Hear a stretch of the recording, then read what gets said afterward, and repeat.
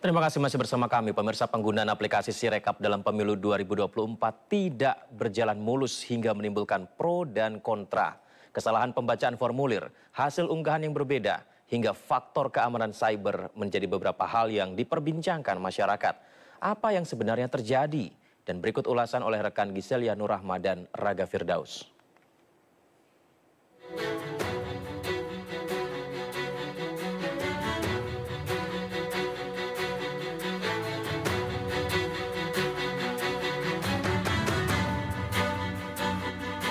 Proses penghitungan suara pemilu 2024 diwarnai berbagai gejolak dan kontroversi.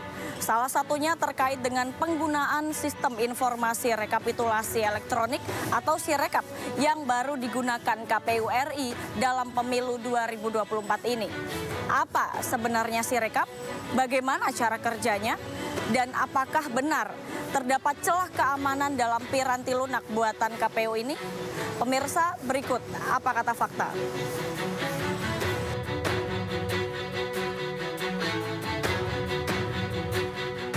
Sirekap mulai digunakan petugas KPPS mulai pemilu 2024 ini sesuai dengan keputusan KPU nomor 66 tahun 2024 tentang pedoman teknis pelaksanaan pemungutan dan penghitungan suara dalam pemilihan umum. Sirekap atau Sistem Informasi Rekapitulasi Elektronik adalah aplikasi berbasis teknologi informasi sebagai sarana publikasi hasil penghitungan suara dan alat bantu rekapitulasi hasil penghitungan suara. Namun dalam pelaksanaannya, penggunaan aplikasi Sirekap tidak berjalan mulus. Kendala utama ditemui para pengguna di lapangan, para petugas KPPS.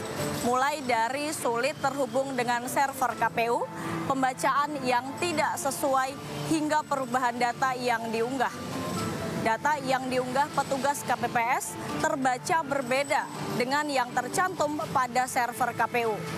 Inilah yang berbuntut pada tuduhan penggelembungan suara hingga kecurangan dalam pemilu.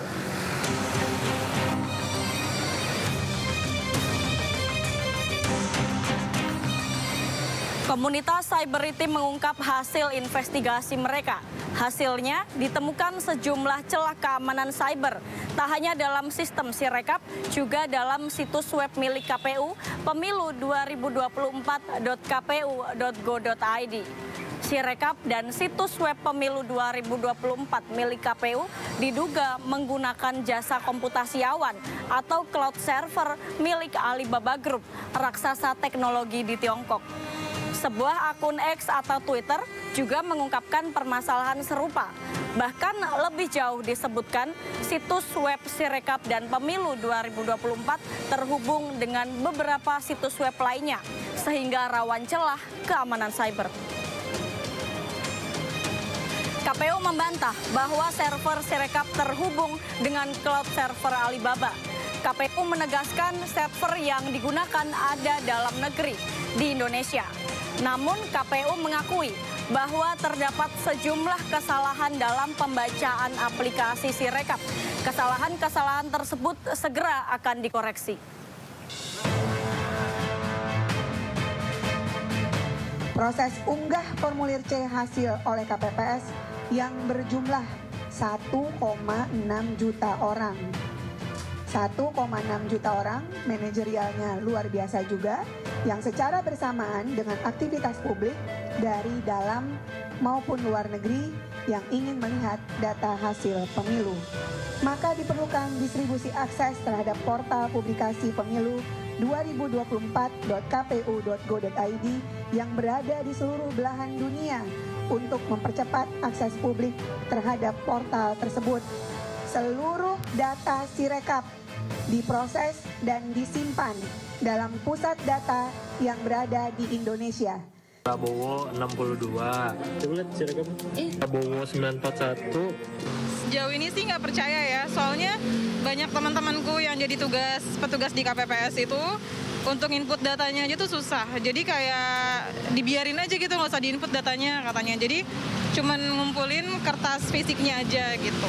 Jadi kalau saya sih nggak percaya ya, Mbak, karena memang kalau kita lihat kasus-kasus di TPS kecamatan begitu ya, kalau saya contohkan aja di Tangerang dan juga Banten, ada beberapa TPS, bahkan bukan satu TPS, tapi 29 TPS yang mengalami kecurangan di kecamatan, dan itu membuat saya agak berpikir, lah ini kok nggak sama ya antara data Form C dan juga hasil rekap dari aplikasi Sirekap dari pemilu ini. Itu yang membuat saya nggak percaya. Kalau saya sih percaya ya, karena semua berbasis data gitu kan, mulai dari penghitungan suara di TPS, itu juga semuanya kan dihitung secara transparan ya.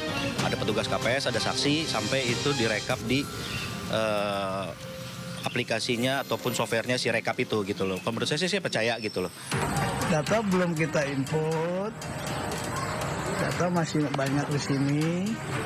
Tapi sudah muncul angka margin yang dimenangkan oleh pasangan nomor 2 dengan angka yang sangat fantastis. Kalau menurut saya gini, kita harus bisa membedakan antara data yang rahasia sama data yang dilindungi ya. Gitu. Nah, data pemilu ini adalah data yang dilindungi, bukan rahasia. Artinya semua masyarakat Indonesia berhak untuk tahu hasil dari pemilu 2024. Tetapi perlu dilindungi ketika pengiriman dari TPS sampai kecamatan, kabupaten, sampai provinsi, sampai ke pusat, itu harus dilindungi sehingga datanya tidak dirubah sama siapapun, tidak direkayasa oleh siapapun begitu. Sehingga apa? Sehingga ketika data ini aman, tentu masyarakat akan mendapatkan informasi yang benar. Nah, masalah keamanan data, kita tahu bahwa sejarahnya KPU juga nggak kuat-kuat amat.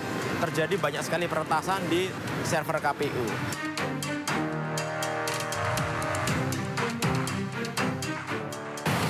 Belum lama November 2023 lalu, data DPT 2024 diduga dicuri oleh peretas anonim Jimbo dan dijual di Bridge Forums.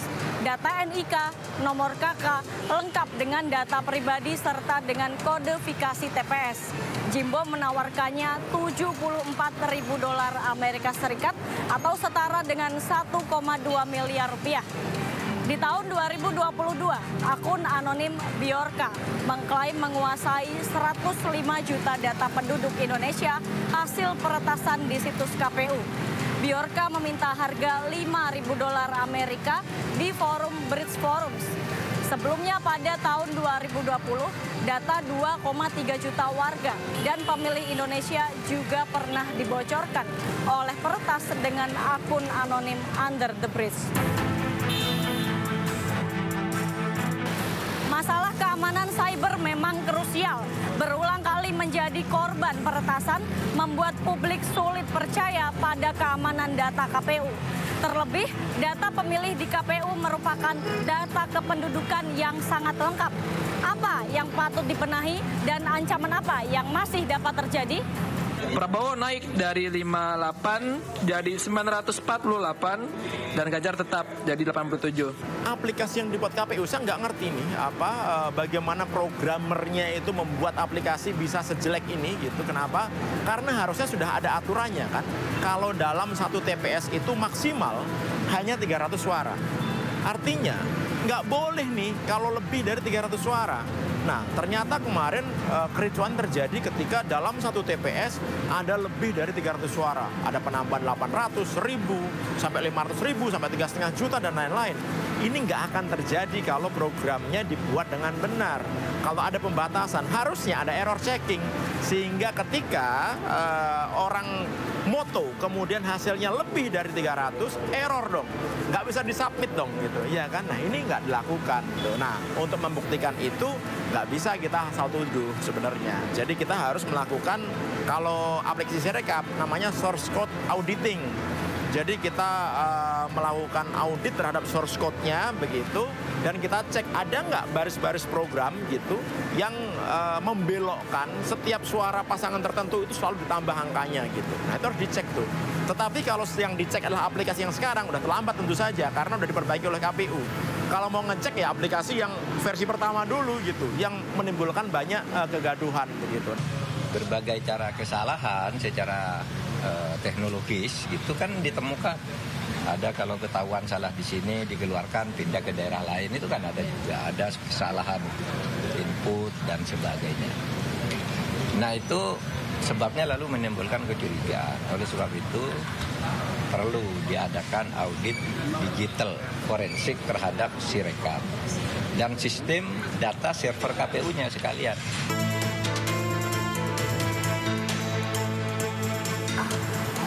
Pemilu 2024 berjalan aman dan lancar. Namun di sisi lain muncul keraguan dalam sistem informasi rekapitulasi Sirekap yang digunakan KPU. Publik mempertanyakan akurasi data yang ditampilkan KPU.